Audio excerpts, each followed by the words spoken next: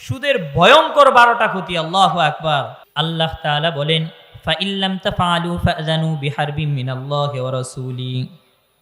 আজকের এই মজলিসে সুদের আলোচনা করার পর, এই যে যারা সুদের আলোচনা শোনার পর যারা সুদ ছাড়তে পারল না, তারা আল্লাহ এবং আল্লাহর রসূলের সাথে যুদ্ধ ঘোষণা করলো। নাউজুবিল্লাহ। বুঝতে পেরেছেন? 1 নম্বর ভয়ঙ্কর ক্ষতি। 2 নম্বর, উমদাতুত তাফসীর 3 নম্বর খণ্ডে 330 নং পৃষ্ঠায় আব্দুল্লাহ ইবনে আব্বাস রাদিয়াল্লাহু তাআলা আনহু বলেন, আকিলুর রিবা ইউবাসু ইয়াওমাল কিয়ামাতি মাজনুনান ইউখনা।